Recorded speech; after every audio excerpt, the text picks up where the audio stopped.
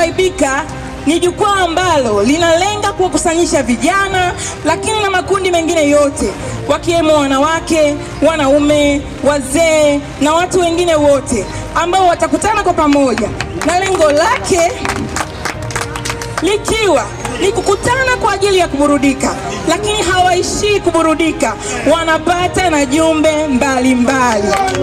Leo hii tamasha la Vaibika limeleta ujumbe wa kwamba tutunze amani yetu ya nchi ya Tanzania, lakini kwa Kikatavi tusiache kwenda kutalii katika hifadhi yetu ambayo Mwenyezi Mungu ametupa ya Katavi.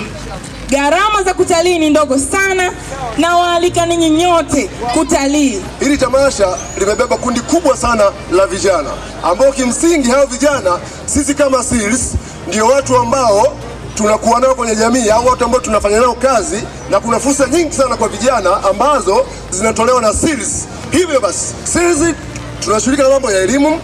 Nikizungumzia kwenye elimu, kuna watu au kuna vijana ambao wanasomeshwa na SEALS bure kwa vigezo na masharti kadhaa, hasa wale vijana wanaotoka kwenye mazingira magumu, yani hawajiwezi. Kupitia mradi wa SATIF huwa tunawasomesha bure, lakini pia tuna miradi ambayo inahusika na mambo ya afya. SEALS tunafanya miradi inahusika na mambo ya afya, hasa katika kuhakikisha vijana tukishirikiana na serikali kupunguza maambukizi ya virusi vya ukimwi. Pia SEALS tunajishughulisha na mambo ya utunzaji wa mazingira.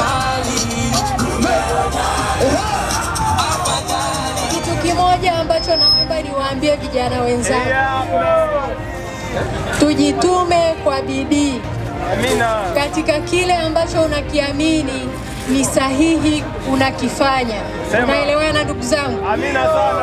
Simamia unachokiamini, lakini kifanye kwa bidii kuhakikisha kwamba unafikia malengo yako.